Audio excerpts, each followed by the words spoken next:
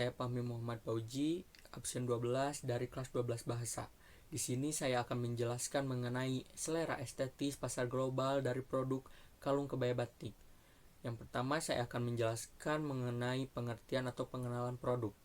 Produk kalung kebaya batik ini dapat menjadi produk yang berpotensi di pasar global karena eksistensi dari batik tersendiri sudah dikenal oleh warga lokal ataupun mancanegara. Nah, karena hal itulah produk kalung kebaya batik ini dapat bersaing di pasar global. Yang kedua ada perancangan dan produksi.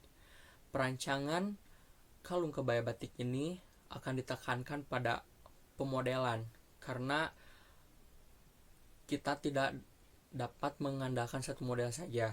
Serta dari produksinya kita memproduksi dari rumahan, serta kita memproduksi apabila ada orang yang memesan, serta jumlah yang diproduksi kita akan bertahap. Yang ketiga ada pengemasan. Pengemasan dari produk kalung kebaya batik ini ada dua jenis, yaitu secara offline dan online. Apabila secara offline atau datang langsung ke toko, kita akan mengemasnya dalam bentuk hampers, lalu akan diberi paper bag. Yang apabila secara online kita akan menggunakan hampers serta dilapisi oleh kotak dari kayu serta di packing secara aman. Yang keempat ada media promosi. Media promosi kita akan menggunakan dua cara, yaitu secara offline dan online. Apabila offline kita akan menggunakan seperti brosur, pamflet, spanduk, dan sebagainya. Apabila online kita akan menjualnya secara online melalui online shop, melalui website, serta melalui media sosial. Terus yang terakhir yaitu ada sasaran produk. Sasaran produk dari kalung kebaya ini yang pertama yaitu remaja perempuan, khususnya remaja perempuan, dapat digunakan oleh ibu-ibu juga. Terus pasar wilayah yang akan kita sebarluaskan yaitu di daerah Asia, Eropa, dan Afrika. Amerika juga bisa, tapi kita akan lebih fokus ke Asia dulu serta Eropa.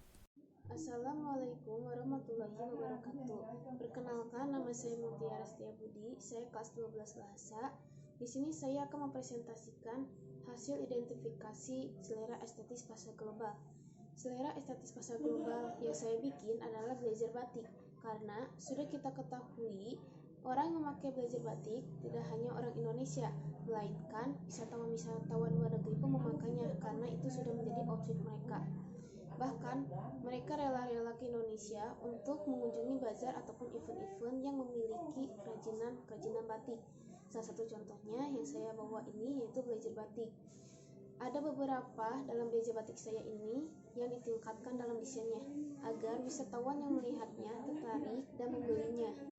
Pengertian blazer itu tersendiri yaitu bentuk sederhana dari sebuah jas yang bisa dipakai sehari-hari tapi cukup formal untuk dikenakan untuk busana kerja, yang biasa disebut dengan busana smart casual. Blazer tersendiri biasa digunakan untuk seragam. Blazer merupakan salah satu tren busana 2020 yang mempunyai karakteristik timeless atau busana disebut abadi dikarenakan karakteristik busana-busana yang bisa digunakan di banyak keadaan maupun musim membuat blazer menjadi salah satu busana wajib yang diperlukan oleh kaum wanita dan kaum pria. Perancangan dan produksi. Dalam perancangan ini, ide yang diambil adalah blazer batik dengan bahan yang digunakan adalah kain katun. Model blazer batiknya pun ada beberapa motif, yaitu motif batik secara menyeluruh dan ada motif batik yang kesannya minimalis dengan diaplikasikan aksesoris maupun motif abstrak. Di akhir perancangan diberi sentuhan-sentuhan yang membuat wisatawan tertarik dan untuk membelinya. Dalam produksi blazer batik ini sangat limited sehingga wisatawan maupun orang-orang Indonesia harus membelinya dengan mengikuti PO ataupun pre-order. Media promosi di sini yang pertama adalah pemasaran secara face-to-face. Proses pengenalan dan publikasi terhadap suatu produk kepada sasaran konsumen secara bertatap muka. Yang kedua, ada pemasaran secara online. Pemasaran secara online ini adalah uang digital yang dipakai oleh pelaku bisnis untuk mempromosikan produknya. Dan yang ketiga, ada brosur. Merupakan salah satu media promosi yang efektif dan banyak digunakan oleh perusahaan untuk mempromosikan produk atau jasanya. Saya mengambil media promosi face-to-face, online shop, dan brosur. Menurut saya itu tuh sangat efektif, apalagi face-to-face itu membuat wisatawan bertemu langsung dengan penjualnya. Dan melalui online shop, untuk wisatawan ataupun orang-orang yang tidak bisa membeli produk blazer batik dengan secara tatap muka bisa melakukan online shop seperti website, Shopee, Tokopedia, Lazada, dan lain-lain. Untuk brosur, ini tuh cara yang sangat efektif karena wisatawan ataupun orang-orang bisa mengenalkan produk blazer batik yang kita buat. Masuk ke pengemasan blazer batik. Pengemasan bisa diartikan sebagai suatu tindakan yang sengaja dilaksanakan atas barang-barang produksi dengan menggunakan bahan tertentu, menggunakan cara dilipat, dibungkus, dan semacamnya, yang tujuannya untuk menjaga produk serta menarik minat konsumen. Pengemasan yang digunakan dalam memproduksi blazer batik adalah dengan menggunakan tote bag untuk melindungi produk tersebut, dan untuk dikirim ke luar kota ataupun luar negeri bisa menggunakan bubble wrap sebagai tambahannya agar lebih aman produk tersebut. Lalu memakai tote bag, setelah itu dibungkus menggunakan plastik sebagai akhir dari pengemasan. Assalamualaikum warahmatullahi wabarakatuh. Saya Nur Aisyah, kelas 12 Bahasa, akan menjelaskan hasil dari analisis saya mengenai materi identifikasi selera estetik pasar global. Pada materi ini, saya memilih kerajinan wayang karena pada saat saya berkunjung ke Jelekong, saya melihat wayang yang sangat menarik. Dan juga wayang sudah dikenal oleh banyak orang sebagai salah satu karya kerajinan dan seni di Indonesia. Pengertian kerajinan wayang secara umum: kerajinan wayang adalah suatu bentuk pertunjukan tradisional yang disajikan oleh seorang dalang. Pengertian wayang secara filosofis: wayang merupakan bayangan, gambaran, atau lukisan mengenai kehidupan alam semesta. Selera estetis wayang. Salah satu selera pasar global yaitu wayang. Wayang sangat diminati oleh banyak orang karena kesenian wayang sudah diakui oleh UNESCO sebagai warisan dunia pada tanggal 7 November 2003 sebagai karya seni yang mengagumkan. Dengan begitu, banyak orang luar yang tertarik dengan kerajinan wayang ini.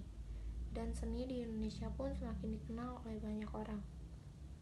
Ciri-ciri produk yang diminati oleh wisatawan: yang pertama, khas daerah; yang kedua, unik; yang ketiga, tidak mudah rusak; yang keempat, produk berkualitas; yang kelima, harga murah. Syarat yang diperlukan wirausaha agar dapat bersaing di pasar global: yang pertama, melakukan penelitian dan memahami kemungkinan dampak dari langkah bisnis yang diambil, dan mengetahui tentang beberapa perilaku budaya dari negara-negara yang menjadi target pasar, agar bisa mempelajari kelayakan berbisnis ke negara-negara tertentu. Yang kedua, bangun hubungan dekat dengan pebisnis, bekerja sama dengan perusahaan terkemuka, menciptakan hubungan baik dengan perusahaan tersebut, dapat membantu usaha wayang ini merambah ke dunia bisnis baru. Yang ketiga, persiapkan pemasaran dan layanan. Memasarkan wayang secara global bisa dengan bantuan internet. Bantuan dengan mengiklankan wayang tersebut melalui online, serta harus mempersiapkan pengiriman ke negara-negara luar dalam waktu yang ditentukan. Agar bisnis produk dapat berkembang, penjual harus menjual produk layanan berkualitas tinggi, serta penjual harus memperlakukan setiap klien dengan hormat dan baik.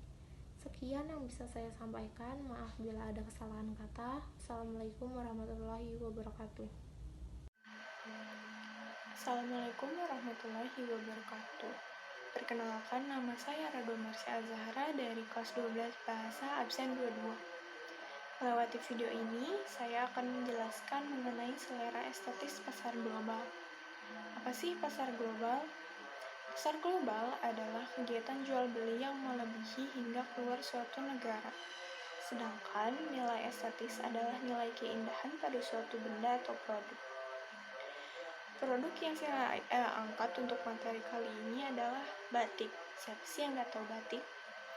Saya mengambil arti batik dari Wikipedia, yaitu kain Indonesia bergambar yang pembuatannya secara khusus dengan menuliskan atau menarakan malam pada malam itu.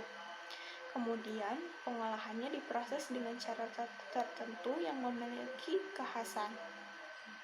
Sebagai keseluruhan teknik, teknologi, serta pengembangan motif dan budaya yang terkait, oleh UNESCO telah ditetapkan sebagai warisan kemanusiaan untuk budaya lisan dan non-Bedawi.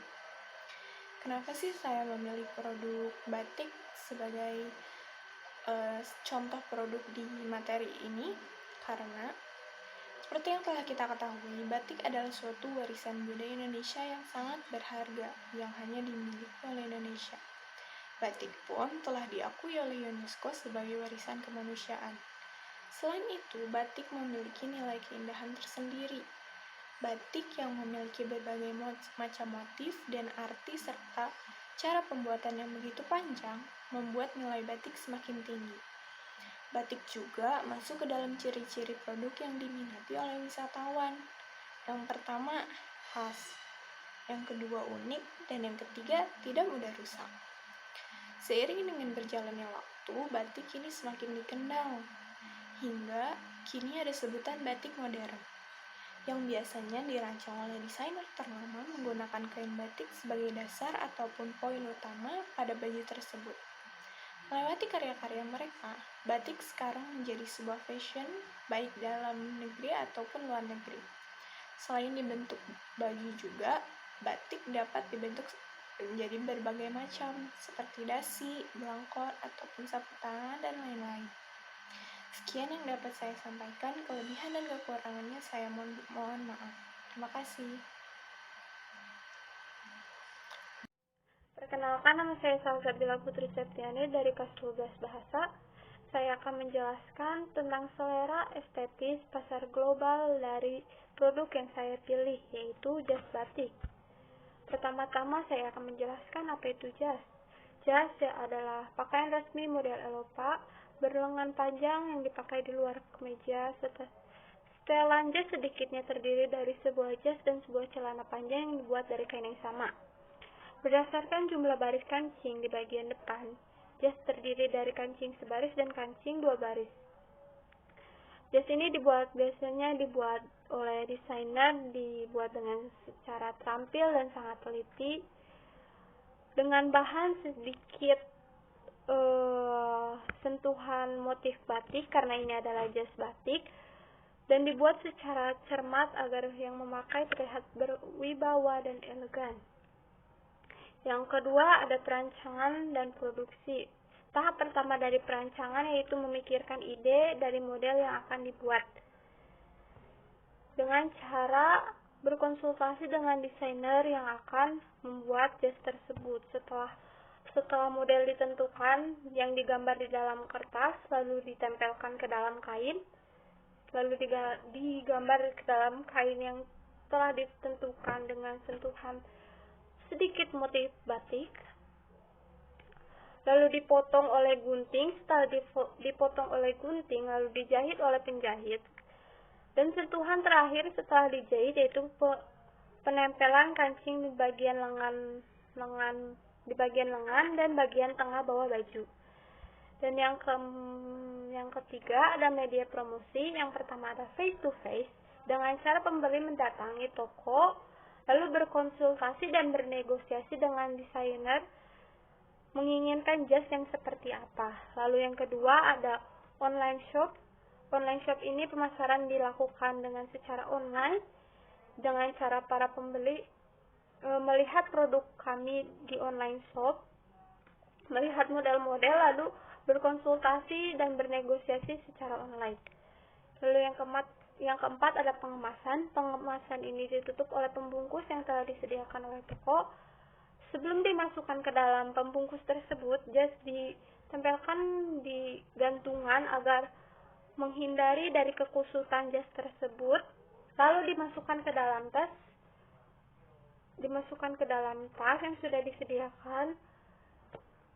Setelah itu diberikan kepada pembeli. Pengemasan ini dilakukan untuk menjaga produk dan menghindari situasi yang tidak diinginkan terjadi di luar sana. Yang kelima ada analisis SWOT. Yang pertama ada strength. Yang pertama memiliki motif yang unik, dibuat dengan kualitas terbaik. Yang kedua ada weakness, memiliki harga yang mahal dan kedua pembuatan yang lumayan lama.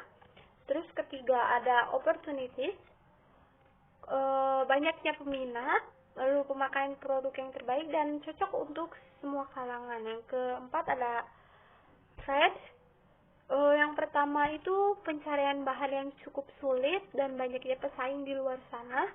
Terus harga yang bisa tiba-tiba naik atau mahal seperti itu. Sekian dari penjelasan saya dan terima kasih.